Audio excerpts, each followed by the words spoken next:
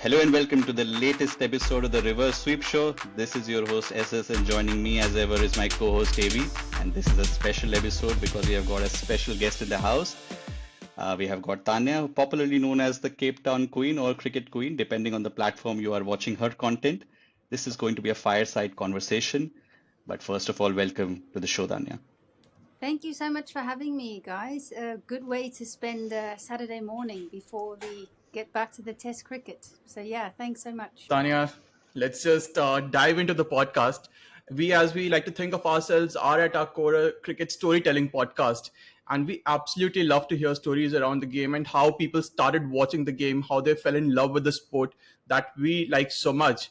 So, the first thing where we want to start off with is what is your first memory of cricket, whether it was playing the sport, watching the sport, or even discussing it with someone? So I'll first say that when I was in school, cricket wasn't really an option for girls. So I was very into my tennis, but obviously I absolutely loved watching it. I played with the boys sometimes, in the streets, etc. But my first memory could very well be 1999.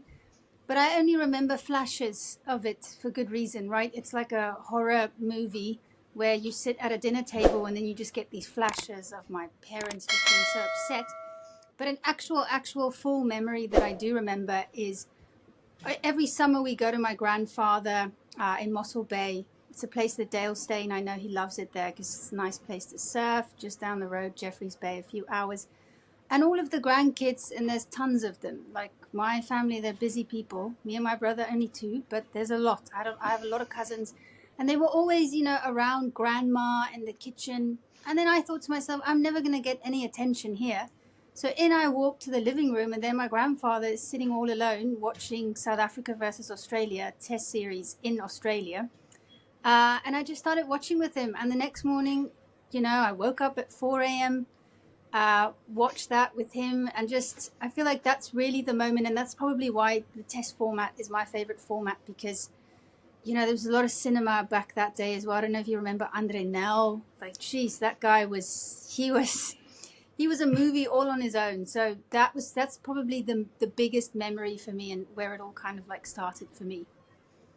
That is so fascinating, Thanya, because if I think about myself, there are so many similarities. 99 Cricket World Cup was the first time when I started watching cricket.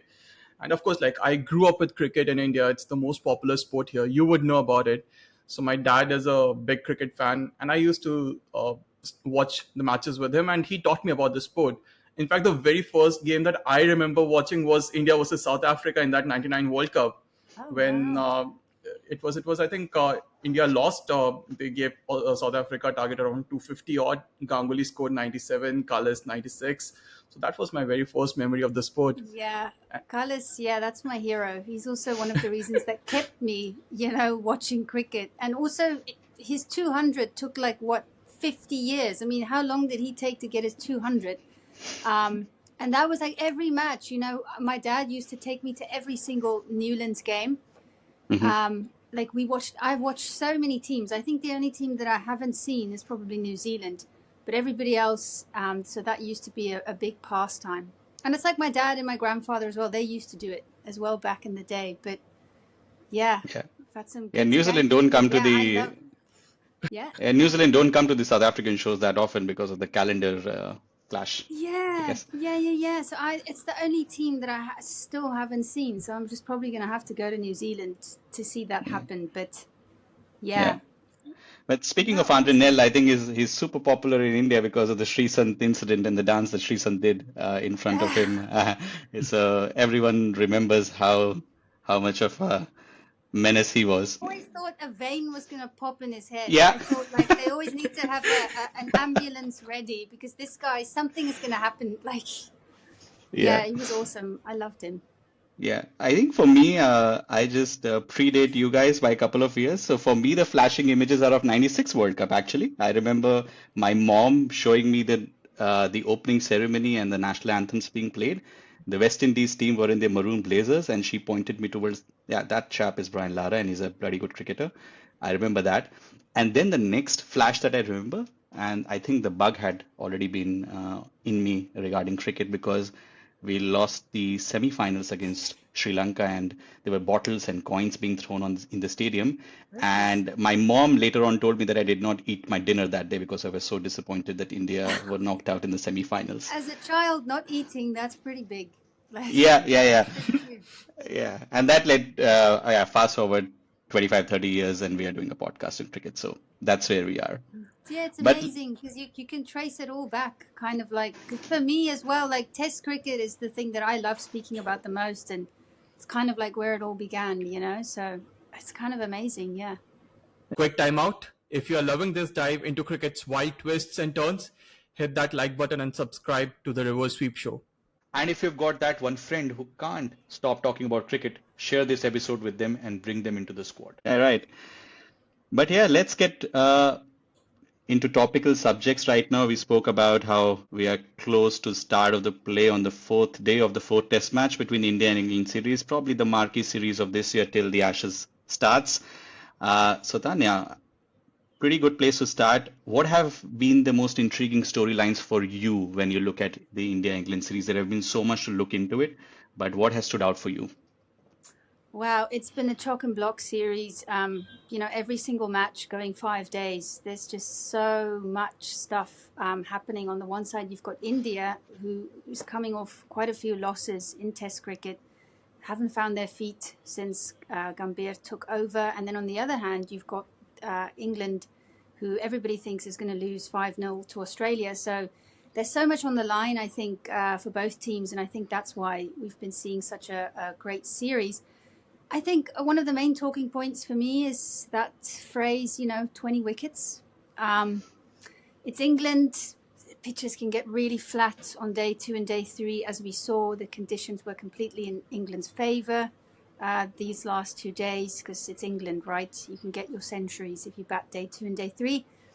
Gambhir and Gill, obviously, as a duo, that's a big story point. But just coming back to the 20 wickets, I feel like you did it in Edgbaston, but that doesn't mean that that's now the template for every single match. You know, I still think that like Manchester, the conditions really suit spinners. And Atherton, it's his home ground. He lives and breathes that ground. And, you know, he was also calling out for a Kuldeep Yadav.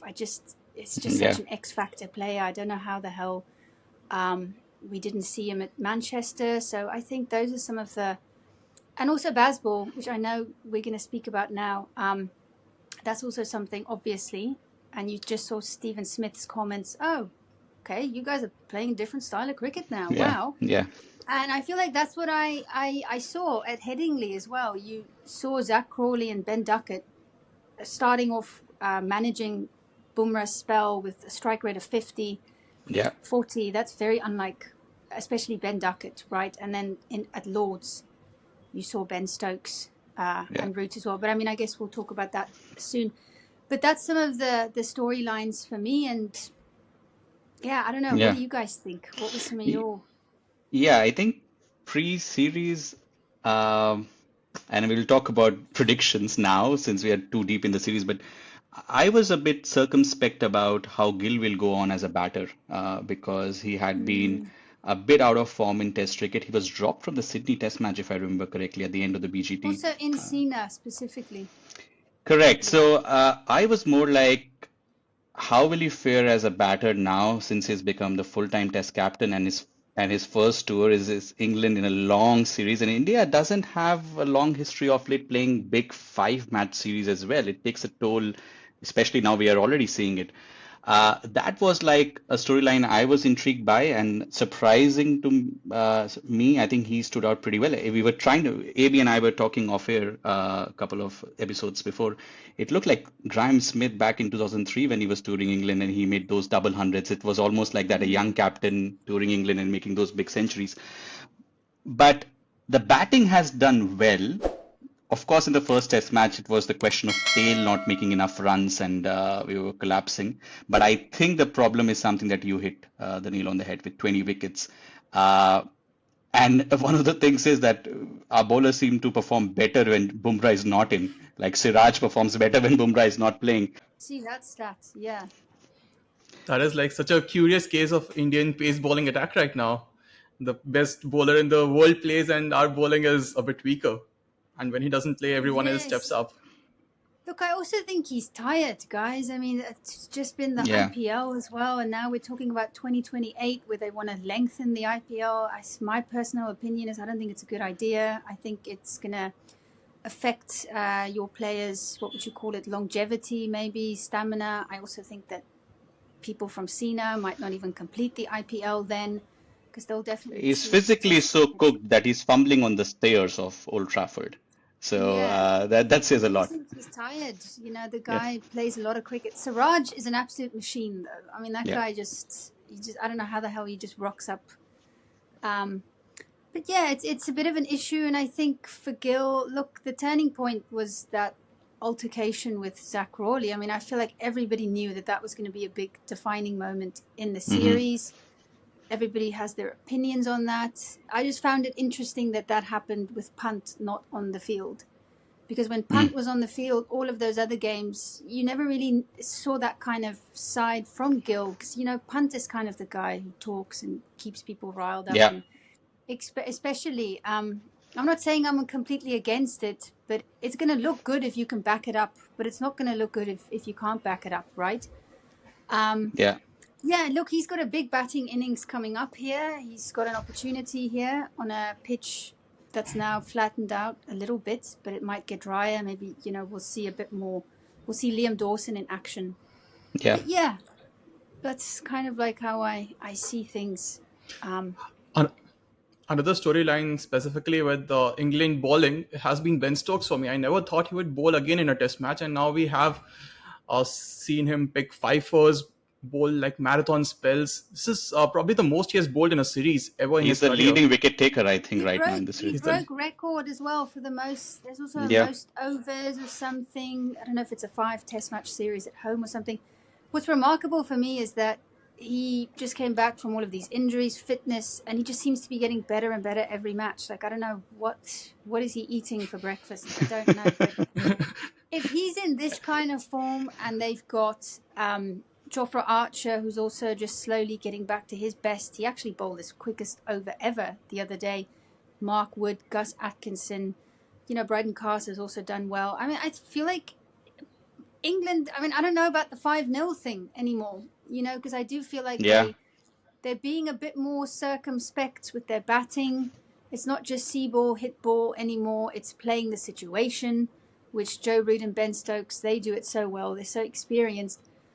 It's getting me a bit excited for the Ashes because I was thinking like, I am not going to wake up, you know, at 4 a.m. for this crap. Like, I am not wasting my summer on this. But it's kind of feeling like it could be very interesting right now with some of the players. Yeah. And Jamie Smith as well was a very exciting Yeah. talent for me. He has been Yeah. touted as a generational player, and I think he's looked good in the series as well with the bat. Yeah, definitely. And when you talk about generational players, we also have to speak about Joe Root, right? Yesterday, he crossed an Indian, an Australian, and also a South African. Thanja, you mentioned Jack Cullis as your Yeah, hero. Jacques. He also crossed Jack yesterday. And now he's the Look, it second couldn't be a leading better run guy. getter. Yeah, you couldn't have asked it to be like a better just I spoke about it a bit on my YouTube channel yesterday. The guy is he's just such an all-round good guy. You know, Luandre Pretorius is this young gun for South Africa. He's also going to be, I just see him doing great things. He's the next QDK in many ways. He just took him under his wing at Paarl and he just helped him and he guided him. And like I said, I saw him play a few matches, Joe Root. He's just a really stand-up, great guy. And he just needs to tick off that century in Australia. And then I Yeah. feel like people can shut up because a lot of people, they throw that kind of over Yeah. his head. That's the hole in his resume that people keep talking about. Yeah, he's got a very good opportunity Right. end of this year, I think, to do that. Yeah, and speaking of Luandre, I think I was listening on comms, and I think in one of the test matches where Sangakkara was mentioning about how Yashasvi Jaiswal was always in the ear of Joe Root at Rajasthan Royals, and Joe Root was always so patient with passing on the knowledge, even though he wasn't playing regularly for Rajasthan Royals. So I remember some earlier altercations in a bar or a pub early on in his career with the Aussies, but now I Him think it's too. matured into yeah, I yeah, thought that it's- was like a Ben Stokes thing there, but okay. I didn't know yeah, Joe Root. Wow. Joe Root okay, was cool. involved in some ways as well. Maybe we are not Goodness, making things up. okay. Yeah, but I think yeah, overall amazing player. I think he is. England plays a lot of test matches as well. That's another thing that has thrown as a shade to him. That's why he's making so many runs. But look, I mean, he has got 12 centuries versus India. I mean, so he's definitely a bane for us. No, definitely. And also, like Joe Root has been probably one of the most consistent batters of this generation. We have seen with Kohli, Kohli has gone through those troughs. Steve Smith has gone through those troughs, but Joe Root probably has been super consistent across, and that is what has helped No, him get so many runs over the look, years. he bats really well in in South Africa as well, which is just a real big headache. Because you also think about the bowlers that he's faced. I mean, I feel like he's faced some really tough opposition as well. Yeah, He's held his own. Look, I mean, if he does get it, it's still 2,500 runs. That's a long way to go in the modern era. Even though they play more tests, don't know if they actually play as much as people used to play back in the day.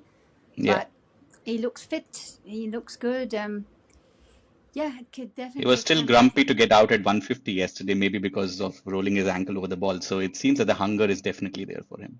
You know, that's the other thing. The last thing I'll say about him is that he is always trying to improve his game. And I feel like what an example, like, you know, find new shots, run scoring shots. He's a great example for all young players around the world that your game is never going to be perfect. You always need to be working on it. You always need to be improving. And that's definitely Joe Root. Yeah, he's just been evolving as a player as well. And Joe Root also does whatever is required from him from a team standpoint. Like when Brendan McCullum just came in, when the entire concept of baseball came in, we also saw Joe Root hitting reverse sweeps of pace bowlers. And now in the Lord's Test match, when the situation demanded it, he also played it slow and in a very anti-baseball kind of a way. So he's also Yeah, adapting, evolving. he's their anchor. You know, Yeah. whatever situation they're in, everybody just chills. They're like, you know what, I can go and get a beer from the bar here. It's going to be fine because, you know, if you're watching a test match over there, it's fine because Joe Root's at the crease. Like, Yeah, I he mean, really brings calm. depending on the format, he could be the literal and the figurative anchor of England team, which is I quite. would put him in their T20 side as well. Like, I just feel like every team needs a player like that. And it's just Mhm. strange for me that they just put all of these see ball, hit ball players in there. I think he would be, especially if you look at the previous World Cup where it wasn't that easy to score runs, how incredible would he have been in America and the West Indies? But they just, I don't know, they don't want to put him in their T20, but I would. Yeah. We also spoke about baseball and the upcoming Ashes series, Tanya, and you mentioned that, 5-0, you're not so sure of it anymore. What's your take on that, specifically with the English team also adjusting according to situations and playing the situations? I think a lot also rides on the fact that Australia's top three are, it has to be one of the worst. I mean, I've been watching cricket for over 20 years. I've never seen such a sight in my life. And I feel like that's the thing that what I love about the Aussies. I'm not usually a big Australian fan, but I do love their honesty. You know, when something is crap, they're going to bloody say it. They strive for excellence, right? And so I don't think that they're going to be able to solve that before the Ashes. The England pace attack, not even at full strength here. They're still missing a Mark Wood, a Gus Atkinson, who was great, last summer for them. I do think that they've got, and look, Jofra's so good against left-handed batters, so he's going to Yeah, be so key. And Australia, like India, you guys love your lefties. So to have him fit, to have him play, 4 out of the 5 games, I think. And Mark Wood has always troubled Australia. There's something about, that's kind of why in our World Test Championship final, I really wanted to see a 150 pacer because I know hmm Australia, they find it very difficult. So then if they get Mark Wood in there as well, and just like we spoke about earlier, they're adjusting their game now. Stephen Smith actually I'm quoting him. They're trying to win games now. That's what he said. Like they're actually trying. They're gutsing it out. There's something different about this England side for me this year. So, yeah, I think good for them. I mean, as a fan, I would be frustrated that it took them so long to just play cricket or try and win games. But yeah, no, I think I don't think people should underestimate them in the upcoming Ashes. I don't know what your guys' thoughts are on that. Yeah, I mean, Mark Wood was the game changer last Ashes. If he's fit with that 90 plus mile per hour speed and that slingy action, because he's a bit short in height, he can just throw bazookas at you. And if they can keep Jofra fit, I think this will matter a lot.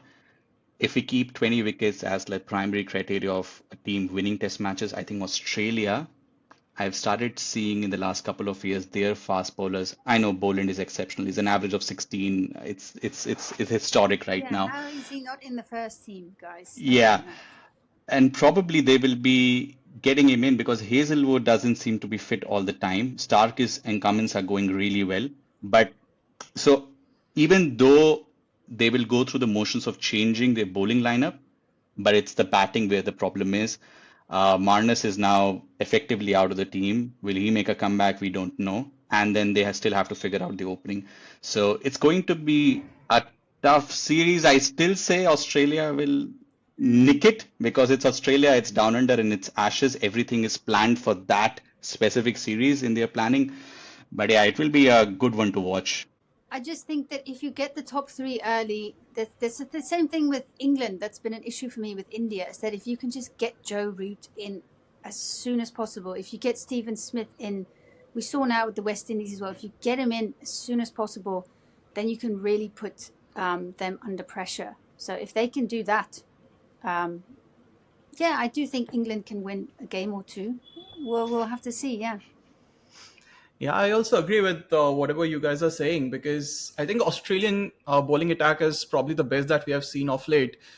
There was a recent statistic. I mean, the recent Test bowling rankings. All the Aussie bowlers were in the top 10, and that's insane to just think about. Like even Scotty Boland, who is their backup bowler, is number 6 on that list. So I think bowling wise, both Australia and England are doing quite well. It will come down to the batters because both of them have slightly fragile batting lineups. We know Zach Crawley hasn't always scored runs. He's a hit or a miss kind of a player. So definitely, Tanya, what you say, getting in Joe Root as soon as possible will be a key for them. And on the other side, with the Australians, their top three isn't clicking. Cam Green at 3, he's yet to establish himself at that position. That also goes on to show how the Australians are thinking about it. Probably they don't have a permanent fix for that number 3 position and for those opening slots, and hence they are trying to force fit players into that particular role. Look, if they pick Liam Dawson, England, then they end up batting really, really deep. And I think that could be a massive strength for them in Yeah. Australia. Essentially, as well. essentially till number 11. Yeah. Yeah, I'm a if big Wood Liam is not Dawson playing, fan. yeah, I think he's averaging 35 in county or something. He's made like heaps of runs and he was already showing some real I remember that, was it like a pull he did off Bumrah's ball? He's like a top order batter how he pulled Bumrah yesterday. Yeah, So no, he is. I've always been a big fan of the Sunrisers Eastern Cape, and I love Liam Dawson. So I'm very happy to see him play. And they also have Gus Atkinson, who Who's is also, right now not playing, who can also bat. century last year at Lords. This is what I'm saying. This is the other thing as well that we could have spoken about earlier, but just the Indian all-rounders. I mean, you don't just have to pick an all-rounder to pick an all-rounder. You want guys that are really going to contribute. yeah, South Africa, for the longest time, we didn't have all-rounders after Cullis and Pollock. That doesn't mean you just, throw in an all-rounder. And that was just so bleak for us to not have all-rounders. But now we've got some, we'll speak about South Africa soon, I guess. But yeah. But yeah, before we wrap up this section and come to South Africa, I would love to hear predictions. We are deep into the series right now, and maybe a lot of folks would be saying England wins this test match. But comparing to what you thought before the series began and now, have the predictions changed? What is your final prediction about the series? my biggest thing with India has been selection and the 20 wicket thing. And especially in England, you'll get a lot of assistance in South Africa and Australia. I think South Africa, sometimes we only have 4 bowling options in South Yeah. Africa because the conditions are so great. But in England, so for me, that was always going to be the question. That's why it's always so tough to make predictions, because I don't know what the hell Gambhir is thinking. I don't know who he's going to play. I know who I want to see play, like an Arshdeep Singh, who never got an opportunity. I thought he would have been great. Look, I think with the way things are standing now, in all honesty, it's not great to say, I think, but I am feeling a 4-1. I just feel that because it's also a young Indian team, the pressure is just piling and piling and piling. And that's the other good thing for India, is that it's a young team, right? Yeah. So you're building on the future. But the Oval, I think I read the other day, is the track where it's the second, what's the word I'm looking for? That suits spinning, right? It's the Yeah. second best after Manchester. So And if probably you bring Kuldeep in a won't be playing Kuldeep, there either. yeah, he's probably going to play then. So what the hell? India can very well win that last match. Maybe Arshdeep Singh, he's got a cut or something. Maybe that'll be better. Maybe he just goes, okay, well, let's just throw these guys in because people have been rap, rap, rap, rap, rap. And then maybe they do well, So then, look, remember, it's the World Test Championship, right? So every match is important. It's not like, oh, it's 3-1 now. Every match is important. So it could Yeah. very well be a 3-2, but it's Yeah. tough for me to predict because I need to know what the hell this coach is thinking. I don't know Yeah. who is he going to play, right? Yeah. Because I thought I was giving Manchester to you guys because I was convinced that Kuldeep Yadav was going to be picked. Yeah. All over my YouTube, all on Instagram, I'm like, guys, don't worry. This is going to be your first time winning at Manchester. You're going to unleash the magician. And here he's not playing, and Washington is only bowling at the 68th over. I mean, Yeah. yeah, And he who looks so knows? good. Yeah, and Washington has looked so good. So with the drift and everything, so Kuldeep would have made a lot of impact. And yeah, we are big Kuldeep believers as well on this podcast. So Oh, cool. it was very sad that he hasn't played so far. I remember me and AB did predictions on the third day of the first test match. India started well with the bat. So even though pre-series I was thinking 3-2 to England, I knuckled it down and said 2-2 because I knew even if it's 2-1 and we are in the series and it's WTC, every match matters. Oval, just like SCG, does favor spin. So we could eke out a win with playing two spinners and with obviously Jadeja as the all-rounder. But now how things are panning out, how wheels are coming off, Bumrah hobbling, Siraj also not looking, it's the engine Boomerang's is not going to cooling down. play the next game for sure. Yeah, Pant, we don't know anything about it, probably won't play either. I think it's 4-1. It's looking like that, unfortunately. Yeah, yeah. Yeah, and I remember, in fact, I was a bit more optimistic about India. I was probably giving India the series 2-1. The reason being Okay. that third day of the first test, by then we knew that our batting order was clicking. I always thought it was going to be our batting which would struggle in Sena conditions because our bowling has been actually fairly good over the years. But then we see that despite the batting clicking, our bowlers are where we are faltering. And despite being on top for 13 out of those 15 days in the first three tests, we have lost two matches. And now this match, we are down and out, so far behind in the test right now that probably it will be, I think, 3-1, 3-2, probably the best case scenario for India. And draws don't happen in modern cricket. But it's crazy for me, guys. I don't know, maybe I do some magic here, but how crazy is it that we've got a Manchester match and there's been no rain? Like, I think Yeah. no time has been lost thus far. I mean, what the hell is going on in England? It's looking like a very nice place for me to move, to be honest. Kohli just moved there, I'm always like, that place is so depressing. I'm never going to go there, but it looks like an absolute vibe, like Yeah. lately. Like, I remember a footballer's wow. wife once said that Manchester is like back of a fridge. So that was the description. Well, Jeez, okay, no. Goodness me. I think day one when Wow. India was batting, it looked, yeah, overcast and everything. It was But a when bit England cloudy. came out to bat, things have looked perfect. The pitch has looked perfect. Uh, Guys, the so toss, you need to, Faf du Plessis used to bring Temba Bavuma to the tosses because Temba has that, there's something magical about Temba. Gill needs to yeah, bring Punt or somebody to the tosses. yeah. Like, you need to find a good luck charm because the tosses are so important, especially in England. Yeah.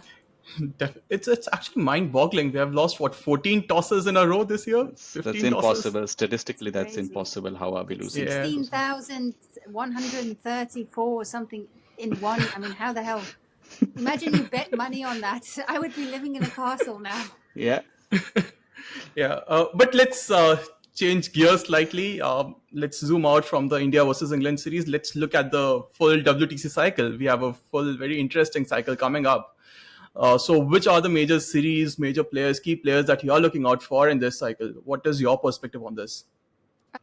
So I think I'll go on with South Africa. I think we have been slowly building a really decent team. I think earlier on we spoke about all rounders. You know, even though we've got three very good all rounders, I just want to point this out as well. We've got the likes of Janssen, who's an opening bowler for Rabat next to KG. We've got Bosch. You know, this guy's just been great. yeah, Every opportunity that's been given to him, he's just been grabbing it, the bull by the horns. And then you've got Mulder. You know, we all know what he just recently did. Good guy, that. yeah, I'd like to know your opinion on that after this, what you thought of that. Fantastic. He's a great number three for us, right? To have yeah, somebody there at number three. Like Australia, we've been experimenting with that position. I never liked the idea of Stubbs at number three. I feel like you cannot bring the best out of Stubbs at number three. I feel like it stifles his game. It puts him in a shell. Stubbs should not be in a shell.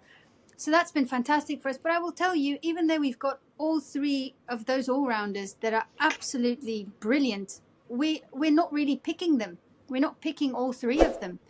I feel like you really, really have to, and as an all-rounder, you have to really, really contribute. Otherwise, we're very happy to pick a bowler, a 150 bowler click kind of guy, and be like, okay, you know what? We need you to come in and take 5 wickets. If you're going to score 10 runs, that's fine, but you need to do that. And I think Australia, they also think that way. South Africa and Australia are very similar in their approach in Test cricket. We always have been.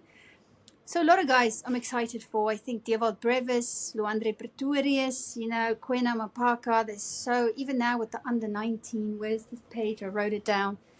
There's this under 19, Ntando Soni, Jorich van Skalkwyk. So we just keep producing these players. And how crazy is it that the moment Quinton de Kock leaves, almost like he's reincarnated in Luandre. And yeah, Klaasen retires, and then you see, I don't know what your guys' IPL team is, but then you see Brevis just smacking spin all over the park in the IPL at Chennai. It's a tough place to just go in and be great, right? yeah. I mean, it's a lot of pressure. So, yeah, I'm excited for a lot of those players. I'm not going to touch all countries because we'll be sitting here till evening tonight, but I think Sri Lanka is another exciting team for me. They've also got some young guys in there. I love Patam Nisanka, you know, not Kusal Mendes, Kamendu Mendes. Yeah, Look, I feel like India as well, you could have learned a lot, I feel, from how the test match that they won against England. It was a really great template as well, how their bowlers actually bowled as well. And you wouldn't really put their bowling lineup ahead of India's bowling lineup, you know, but I thought they did really, really well.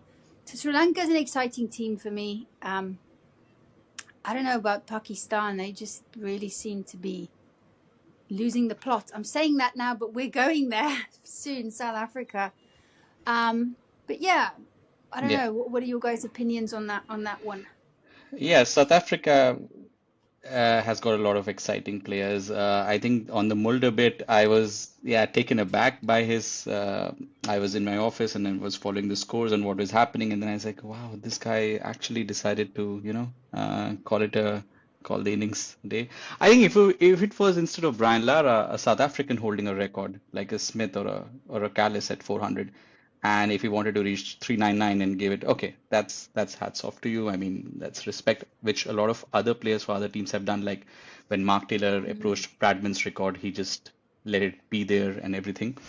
Uh, I know it's almost romantic to say what he did about it, but I would have loved for him to go and break that barrier. Yeah. Because these are the things that he might feel later on in his career when he retires, hangs up his boots. That was the day I had the chance and I didn't do it for whatever reason. And I didn't do it. Yeah. Yeah. Because Yeah. in all probability he won't get a chance again. I mean, it would be remarkable if he finds himself in that situation I again. bloody hope he gets a chance again because I'm just seeing all of these Wait, Ben Stokes. Oh, he's never going to get a chance again. Like, I freaking hope he gets a chance again. When the hell are we going to England? Probably only in 4 or 5 years. Like, Yeah. how amazing would that be? You know what? And The plus, most amazing tweets around it was like, wait till Brian Lara comes back and tries to re-break the record, and I would have loved to see Brian Lara back in the game. Yes, because that's what happened, right? Matthew Hayden broke the record, Yeah. and then Brian Lara just broke it right back. So, yeah, no, that and was plus amazing. also getting a 400 in a winning cause, that would be even rare. Otherwise, Yeah, it would yeah, always no, end in a draw. This time, it's definitely going to be tough. He's definitely not going to do that in South Africa. Let's just put that out there. Yeah. But yeah, I hope he gets another opportunity. But it's definitely going to be rare. But he's number 3, Yeah. right? So it's not as if he's batting way down the order. Is that the end of Tristan Stubbs at 3? And would you say 6 is his normal position in tests if he wants to continue batting and representing South Africa in test? I am going to tell you something, and I'm the biggest Tristan Stubbs fan that you will find. I'm a Delhi Capitals supporter. He's one of the main reasons for that, and Kuldeep Yadav being the other reason for it. But I am just feeling like he does not have his identity in Test cricket, and I think that's very important for me. Aiden Markram and Rickleton at the top for me is best, although Dezorzi for me comes very close to Rickleton. So it might even be about conditions in terms of where do you pick. But because he got the 200, he got the shout. Mulder at 3. Luke Temba has to be 4 because he's our best batter. He has been for the longest time now. And then what you've got, then there's Beddingham, who is such an exciting player. He's very much kind of similar to Jamie Smith. And then there is Stubbs. But here's the thing for me, I really feel like we need an extra left-handed batter. Like we don't have that many. We've only got Rickleton at the top. And then you sit with this series of right-handed batters, which means you're not really going to have that right-left-hand combination. And if you're playing against big teams, which we are going to be playing against, we've got India now, after Pakistan. That's going to be huge for me. Is Pakistan going to bring out the fans again? Are we going to see this freaking war zone of a spinning track? I mean, what are they going to give us? Yeah. And then we go to India. We've not really been tested against spin. So that's, for me, again, a moment for him to show his stripes, because we need players. Our last match of a series is going to be against Sri Lanka in Sri Lanka as well. So we're going to get the full-blown spinning buffet everywhere in the world, and we're going to be tested. And then we've got England and Australia at home. Right. But I mean, Luandre scoring a 150 when the team was under pressure in his first match. I mean, he is just such an exciting young guy.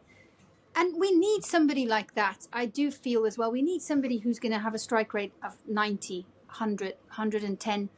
It's a bit lacking for me in our team. So I think positions are very much open. And with the way that this coach is, he backs players, but he wants to win. We want to win it again. It's like we want to grow now, and we want to. Yeah, so I don't think Stubbs at number 3. It's like AB de Villiers. You start at the back and then you move yourself up the order. But I don't know about him at number 3. It also affects his white ball game, in my opinion, if he just becomes this sort of shelled cricket player. I don't know. What are your guys' thoughts? Yeah, I like the way that how you put it as an identity problem with Stubbs, because somehow, even though they are not similar players, but KL Rahul has gone through a long career of his trying to find the perfect spot for him to bat in different formats. Number 4, number 6, number 5, top of the order, and now he's back opening again because Shubman Gill wants to bat at 4. So we are Stubbs fans as well over here, even though DC is not our team. I am an LSG supporter, and AB, I don't know what's your team. Oh, It's yes. That's my Mumbai. second team. I could very easily, like this year, those were my two teams, LSG, because obviously Aiden Markram I love Aiden, and I thank God for Justin Langer, because I think Aiden Markram, I've been saying this for years, he has to open in every bloody format. So this white yeah, ball series against Australia is going to be very interesting for me as well to see yeah, where he's going to be playing. yeah. Oh, LSG, I do like them. I'm going to buy myself a shirt of Ah, theirs. Hopefully, yeah. in the SA20, Durban Super Giants Yeah. buy him and makes him the captain. That would be amazing. And I Okay, read sorry. yesterday Yeah, the carry on. Manchester Originals are being changed to Manchester Super Giants now because it's owned by the same guy. So, Yeah, yeah, who thought the day would come, hey, that England are now also, some Indian influence there? Who thought yeah, that day would come? It's a big day. It's a big day in big cricket. day. Yeah, yeah. But shifting focus to because you mentioned about big series and big tests coming for the reigning champion South Africa, and you have to play versus India. Avi and I, in preparation of the episodes, were trying to remember the last time South Africa were in India, 2019 or something, and That's the what I'm saying. It's memory. been ages. It's been ages. 6 years back. 60. And I remember the spin attack because India dominated that series because we were pretty good. Jadeja, Ashwin effect, and our batters all in great form. Dan Piet and Muthusamy were the two spinners, and I remember we were absolutely took a liking to them, absolutely obliterated them. This time Wow. around, You see, yeah, I was it's overseas. I didn't watch this series. I was living in Vietnam. Where the hell am I going to watch cricket good for you over that you missed there? that series as a South African Yeah. fan. So, But how do That you series was a see? complete massacre. Yeah. But how do you see this series panning out? Especially, we were intrigued, me and AB, on the spin options that you have. I know there's Keshav Maharaj anyway, but how do you see the team looking for and preparation and the outcomes against this Indian team, which was beaten by New Zealand just a year back, 3-0? that's a great question. And I'm just going to start off with, I have no bloody idea, but I'm going to say something anyway. Because we haven't played there in so long, and because I just can't remember the last time that we faced real spinning conditions, maybe in our own backyard, actually, Durban. Because Mm, Durban, used to be, it's like, okay, here's a little subcontinent track for all of you guys from mm-hmm. the subcontinent. We're going to gift you this beautiful Durban. A lot of Indians in South Africa as well live in Durban, so it all just made a hell of a lot of sense. It's like your home away from home. So that's probably where, and that's also where a lot of our spinners come from. Muthusamy, Maharaj. Look, Maharaj, I spoke to my Indian friend 2 days ago. Abhishek is his name. Maharaj is such an underrated player. He is so good. You think about all the wickets that he's got, and most of them are on flat tracks. I think he would play really well. In India, he's done really well. Whenever there's been spinning favorable conditions, he usually takes 5, 6, he can take 7 wickets. He's good. For me, the main thing is going to be, look, the New Zealand quicks were also pretty good. So let's not forget Yeah, that. Matt Henry was great. We've got Rabada. The reason yeah, Rabada is one of the best in the business is that he can bowl anywhere.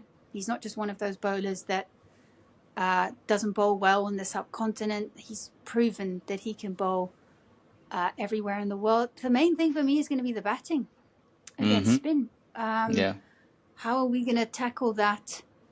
Like I said, Sundar is in amazing form. He looks like a real threat. So then you've got a right arm spinner, you've got a left arm spinner.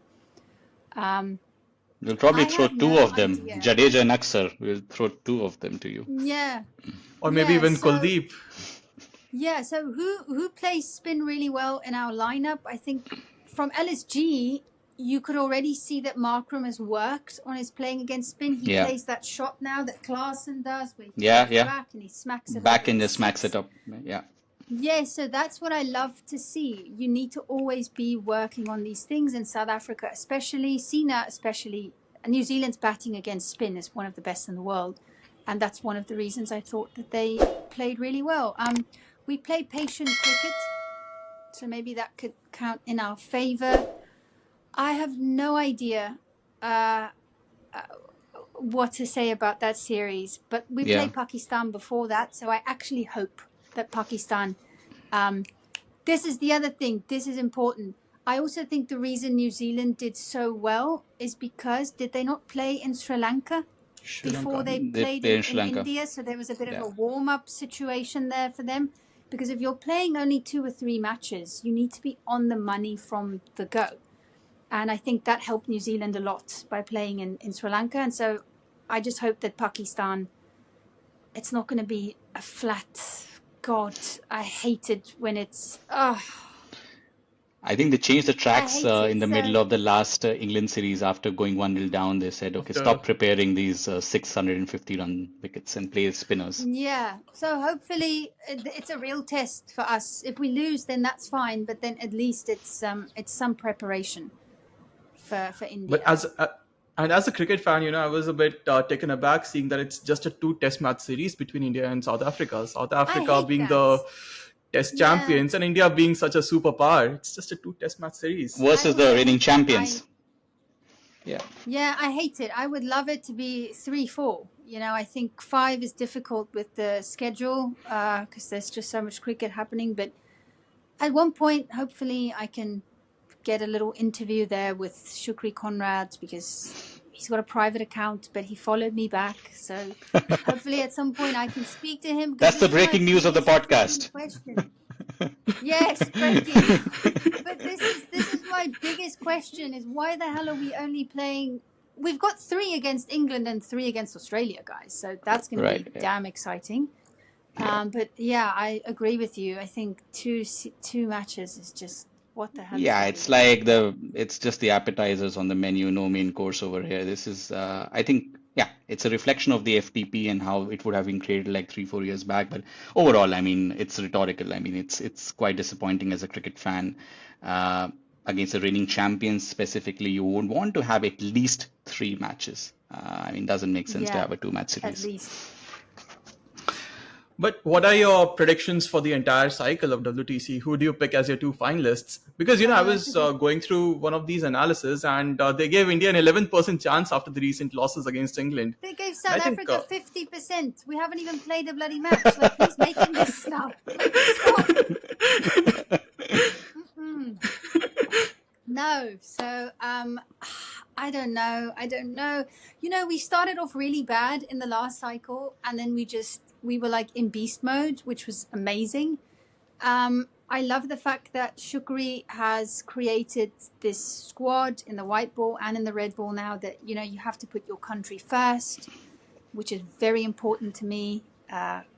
We can do another podcast on this another day because I can speak for years about cricket players picking franchise cricket over their countries. I hate it.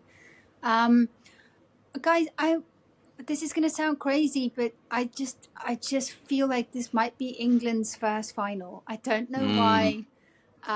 They've changed their ways. There's not this egotistical Bazball, and it all just feels like a big story as well, because if they get to their first final, could Joe Root then...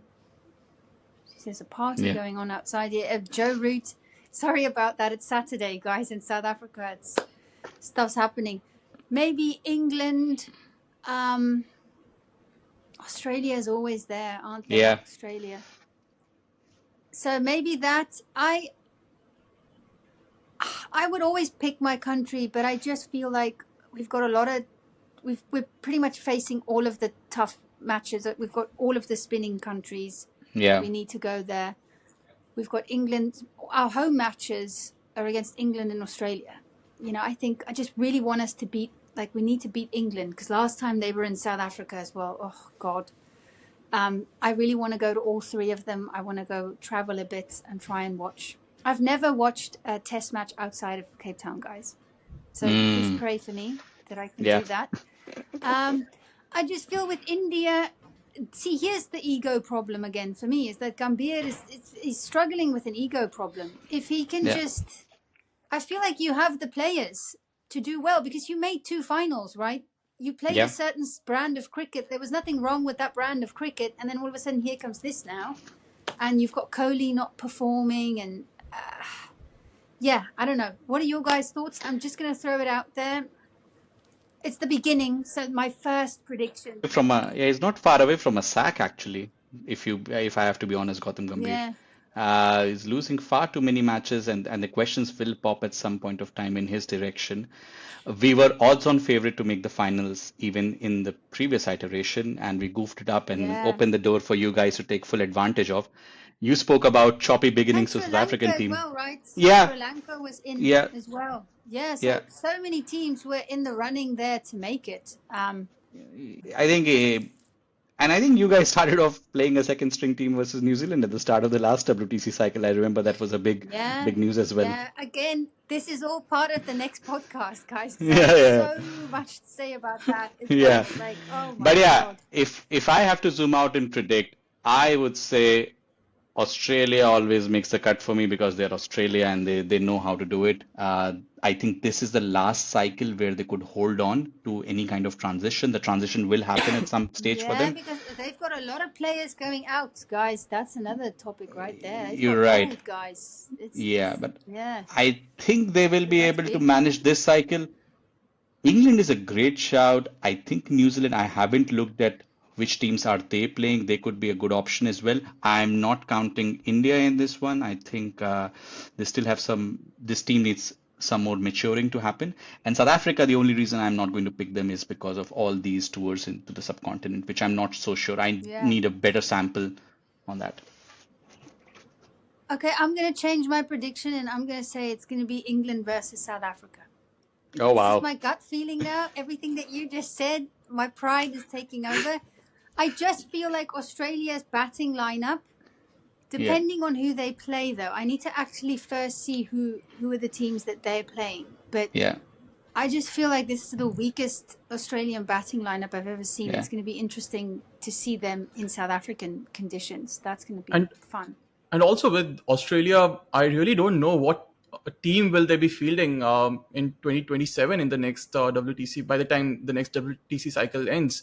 As you are mentioning that they can probably hold on to their bowling attack, but I think even there might be a few transitions, specifically with this Ashes, this marquee series, and we might see a lot of retirements after the series. So we Yeah, don't know what maybe. Australian team will be playing in 2027.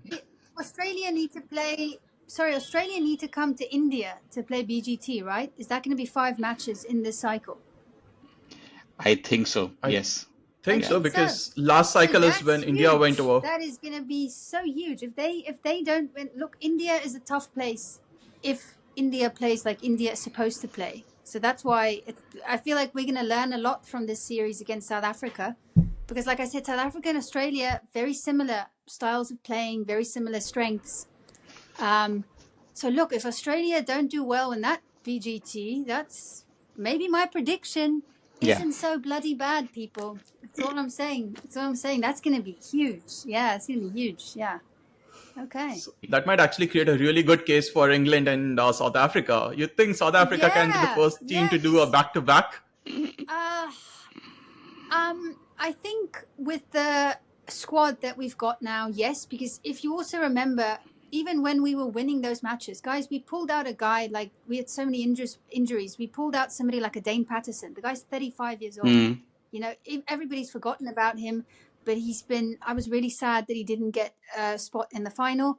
But, you know, then these guys just like kind of stood up and, you know, you had Mulder, so many Bosch. 29 years old, debuts for South Africa. Oh, he's 30. He's the same age as Rabada and Markram. The three of them together won the Under-19 World Cup.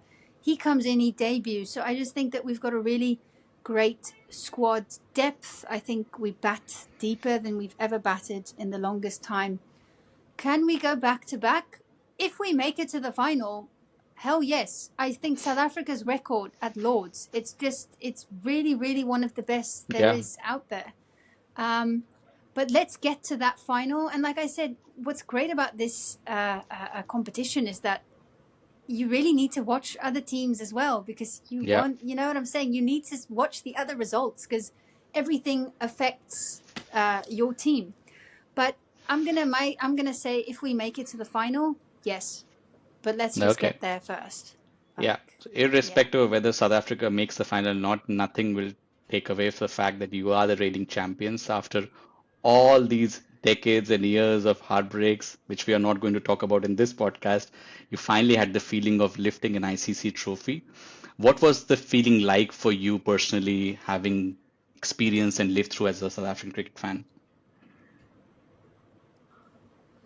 I know that people, maybe it's because I watched it on my own and I didn't have anybody around me, but it wasn't something that was crazy. It wasn't like a big outburst. I cried a bit. I was quite sad about it. But in like a good sad, but mostly I think it was a relief. I started this bloody cricket page, and whenever on Instagram and YouTube, and whenever I say something that people don't like, the first thing they tell me, oh, South Africa, jokers, jokers, jokers. So for Yeah, me, it's just like, there's like this sort of like relief about it as well, because I always have to hear about this C word, and I hate that word. I don't like calling teams that word, because I feel like, everybody has had, not more than South Africa, but everybody's gone through it. So for me, it was just a huge relief. And I think cricket in South Africa really needed it, because yeah, the sport itself has been losing fans, guys. We've just been losing fans mhm, left and right. And that's one of the reasons that we can't do those long test series, is because I feel yeah, like people are scared that the people aren't going to show up for it. But now, who knows? Hopefully. The issue is that the schedule was already released yeah. before the final. So it's not like, so that's a bit crap for me. I really wish that they waited a bit, but yeah, I think I felt very relieved and obviously very proud of all of those guys. I think a lot of people put Australia as the winners, but Yeah. I knew that we were going to do it. I just had a feeling. Yeah. And there was so much to take away from that series, right, Tanya? So many those micro storylines like Babuma's valiant effort despite the injury, the amazing pace bowling spells from KG Rabada, the way you ended the entire cycle. I think South Africa won what 7 or 8 tests towards the Yeah. end to I think qualify.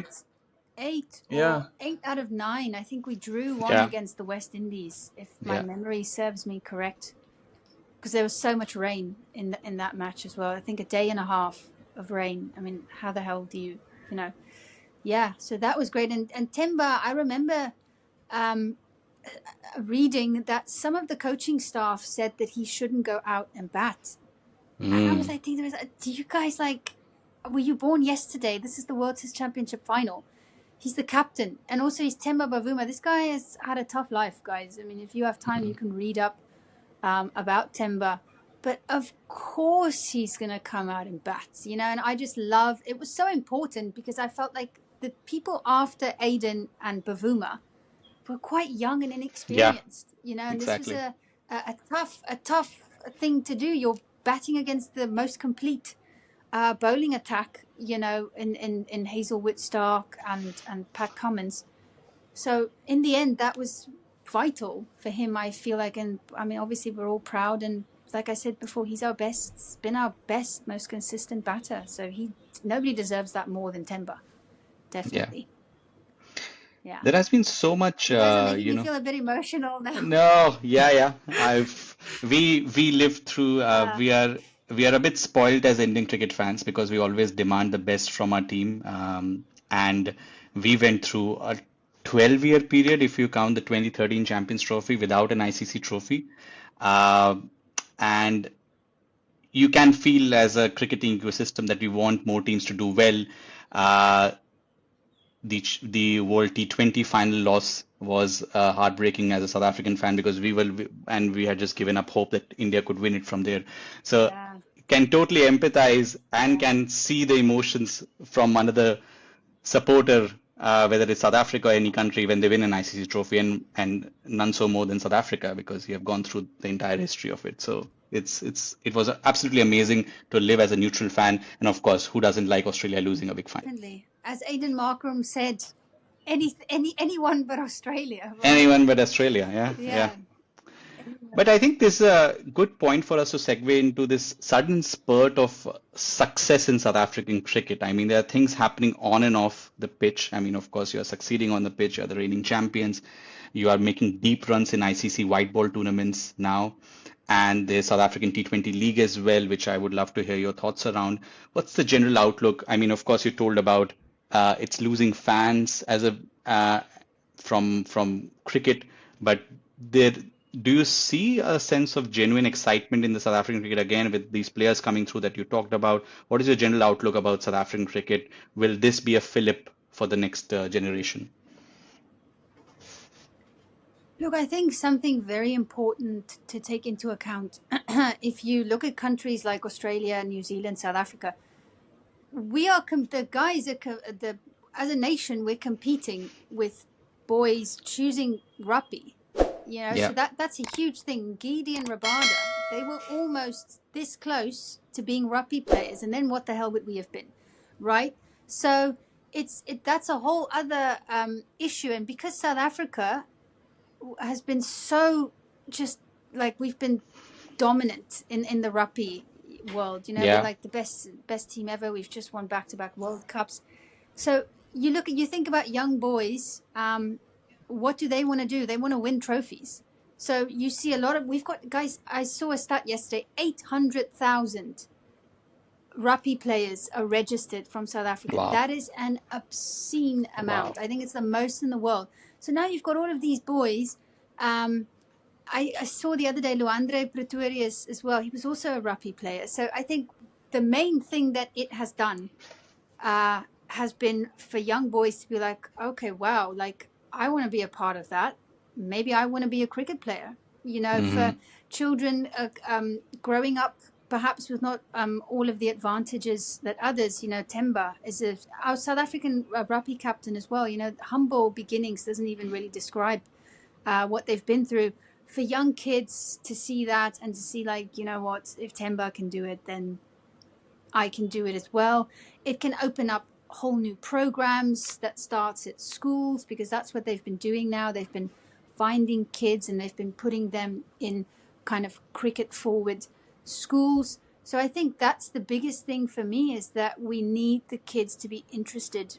For the girls, I feel like it's a more obvious thing, because there's no real other sport that competes with women's cricket, right? We've got netball that we're also pretty good at, South Africa, but there's not this thing that is rugby where we're the best in the world, we're a world champion. So with the girls, we're always producing a lot of talent and a lot of interest. And for the fans, the SA20 has been huge, sellouts.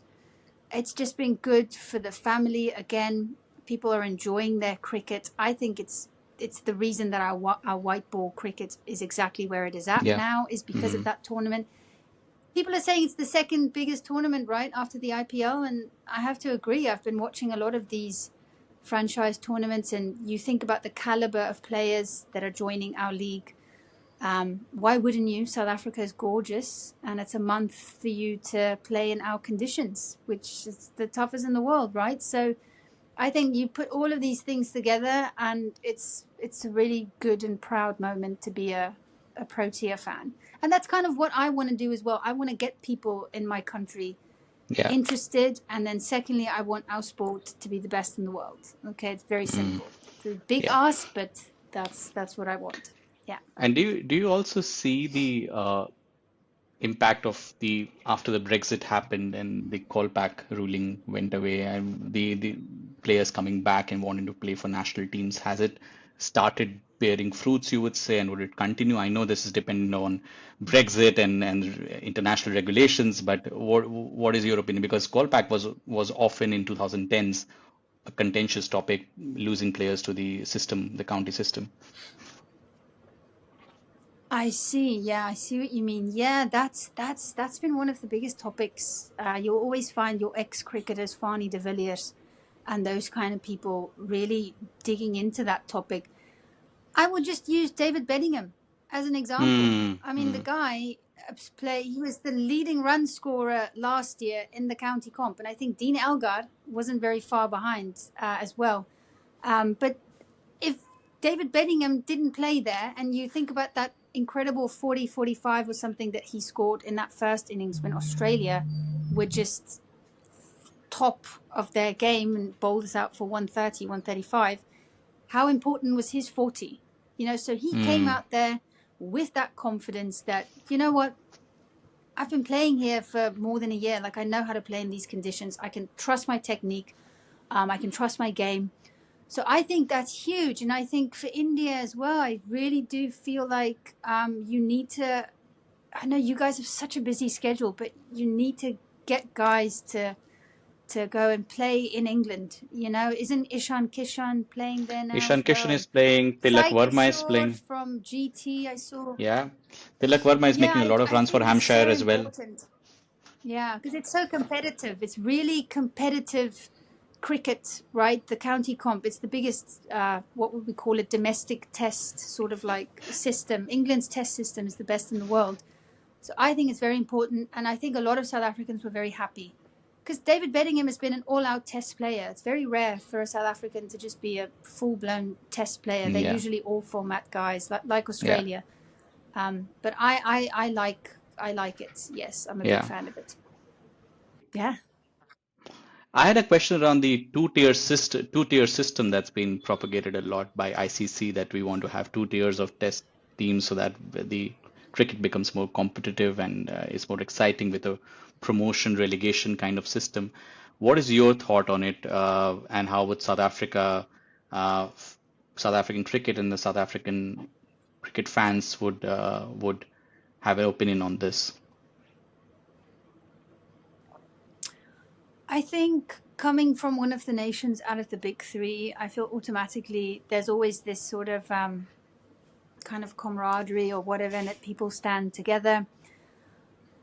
I don't know what that's going to do to the game. I feel like Michael Vaughan, he's very much a purist, kind of the way that he thinks is very much traditional. And look, yeah, I mean, I've had my words against him.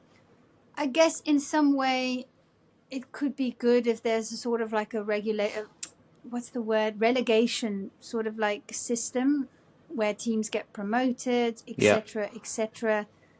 I just don't know what's that. I just think in terms of money and cricket boards, we might see bankruptcies. I think that's the other thing that people don't understand with South Africa and New Zealand. That time that we didn't go send our full strength team is that we were on the verge of bankruptcy, and a lot was depending on that SA20. And I feel like if we didn't have our main players in the SA20, South African fan base people are like that. We want to see the best, or we're not going to come. I can tell you, it's like Australia as well, very stubborn in these sorts of things. But I'm not really heavily in favor of it, just because I feel like cricket boards are going to suffer. This is no way to help smaller cricket boards financially. Oh, sorry, that's my cat roaming around here. Cricket boards financially. An argument can be made for both, but for Yeah. right now, I also, how is cricket going to grow if we just push the smaller teams to the side? You know how? Yeah, I don't know. What are you guys' thoughts Yeah, on it's that? it's a tricky one. There are pros and cons to both approaches, but ultimately it would come that how we can make sure that the big three and the ICC are making equitable contributions to all teams that are playing Test cricket and are the Yeah, associate nations. How do you ensure that? The relegation and promotion system is great. It will help for more competitive cricket, and you will not have lopsided matches and series happening. competitive. But then there's the other side of the argument. So I get a sense that ICC is going to push in this direction. I'm yet to make up my mind, but if you ask me, I'm more tilting towards a two-tier system just because I want to watch competitive cricket. Yeah, Honestly, the point that you also mentioned, SS, watching competitive cricket, like the recent Test series, Australia and West Indies, it was such a one-sided Test series, and the last match was what, 27 all out for West Indies. Yeah. So seeing moments like that, or maybe even South Africa versus Zimbabwe, of course, like it was to promote Test cricket in Zimbabwe, but then Mulder I mean, I scoring do three enjoy a 60 odd 27 all against out. I Zimbabwe. I do enjoy a 27 all out. It's a different yeah, kind of but a how gravy. dumb! A pink Duke's ball is an absolute sin. You Yeah. cannot. There should never be a pink Duke's ball, guys. Now you Yeah. give it to Australia as well. That's just, what do you And Mitch expect is Stark, going to happen? Yeah. Mid Stark, has the been best an pink ball absolute bowler. legend with the pink ball. Yeah, yeah. But all right, Yeah, definitely. I think we Yeah, wrapped up on I think all. that, look, back on your point, the more competitive the cricket, the more viewership we'll also get. So Yeah, and we want the viewership to go up. We're the second biggest sport in the world. Um, We've got Italy now that's qualifying Yeah, as well. I thought that was yeah, awesome to see yeah, that. That was amazing. So we want our sport to grow as well. So I feel like whoever is going to make that decision, there's going to be a lot of things to ponder over for that decision. yeah, yeah. We wrapped up with our main section of the podcast, going through a lot of different topics. But before we say bye-bye on this pod, I think it will be fun to have a rapid fire section with you, Tanya, if you're up for it. Some quick questions coming your way. You don't need to Always think too nervous much. about these, but Yeah, let's but go. it'll be fun. And just take assumptions to whatever questions that I ask, if it's to anything. So my first question to Okay. you, we begin the rapid fire now. AB de Villiers or Virat Kohli? Sorry, ABD, guys. I feel like a lot of Indians are going to agree with me on this one. So ABD, y'all. Okay, so I'm it's in good Mr. books here. So Yeah, Mr. 360 we go for. Okay, next one. QDK or Rishabh Pant? Better keeper batter.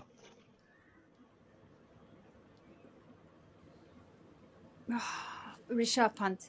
No, it's tough because formats like in white ball, QDK all day, every day of the week, Yeah, but in red ball, Rishabh has been doing some crazy things. So that's my that's a answer. fair You shot. have to accept it. Yeah, I mean, I like both of them. Yeah. Both played for LSG, so I go for I like both of them. You have to rate the Fab Four in the order: Root, Steve Smith, Kane Williamson, and Virat Kohli. Oh wow. Okay. I am going to put Root on top. Sorry, I'm just Mm-hmm. going to start with that, and I'm going to put Stephen Smith at number 2 because I feel like for Mm-hmm. me, there's a lot of arguments about that. People can argue about that in the comment, but that's just how I'm going to put it. And the biggest toss-up for me is between Kane Williamson and Virat. And Mm. unfortunately, for this last year of cricket, you guys know where I'm going with this. Do you know what? Actually, no. I'm going to say something a bit more controversial. I think what Virat has done as a captain, just the mountains that he's moved in Test cricket, we shouldn't just base everything on the last year. Let's throw Mm-hmm. Virat in at number 3, and sorry, Kane Williamson, but you're just gonna go at number 4. So those are a bit of some of my Yeah. arguments, but that's what I just think what he did in Australia in the Ravi Shastri era is insane. So Yeah, we thought you were let's going to see what people think of that. Yeah. pick KW ahead of VK, and that would become a very, very controversial pick, picking Virat at the bottom. But yeah, kudos to you. No, so there I gave my reasons. Yeah, I gave So you guys. played it See, safe. rapid fire stuff is nerve wracking. Yeah, yeah. Okay. Okay. Next one, you have to pick the next Fab Four in cricket. If who would be your picks? Okay. Kamindu Mendes, I think, is a good Mm-hmm. shout. He looks Yeah. very good to me. He's been doing very well. Nobody's throwing South Africans in there, so you guys, I'm not gonna pick Harry Brook. I'm just gonna put it out there. I know people are picking him. That's gonna be a very controversial thing for me. Yeah. I think Ravindra can also go Mm-hmm. in there. Guys, see, here's my thing with Harry Brook and Gill. I'm just gonna quickly explain this. Is Gill, if it's seeming conditions, he doesn't play well. So I know a lot of people are putting Gill in there.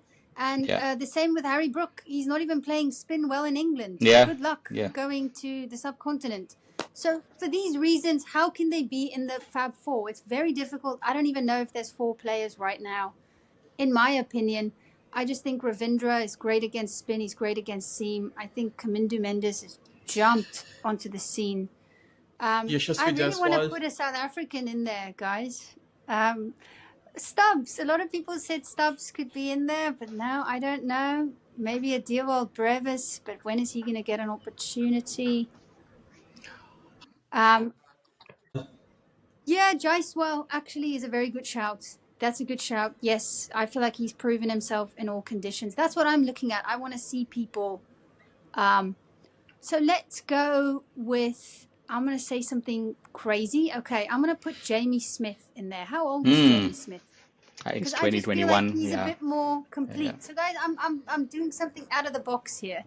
Yeah. I will put a South African in after Pakistan and India. I just first want to Yeah. see how they play there. But okay, so Kamindu Mendes, Rachin Ravindra. See, you've got 2 Indians in there, Rachin Ravindra and Jaiswal. And I really like the look of Jamie Smith. I'm putting some lower order batters in there because, guys, I really don't think that there's. That's my actual answer. I don't think there's another Fab Four. I'm Yeah. not seeing what we saw from those 4 guys as of yet, at least. But that's my answer. Okay. Okay. So the final one, and you shouldn't take much time to think on this one, if you want to. KG Rabada or Jasprit Bumrah? You guys are killing me. Again, guys, I'm gonna have to go biased here. I'm gonna have to go Kagiso Rabada, number 1, Bumrah, a lot of injuries. So sometimes when you need him, maybe he's injured. Number 2, KG just won us the World Test Championship final. Again, I'm gonna be very weird here, and I'm gonna say white ball Bumrah without a doubt.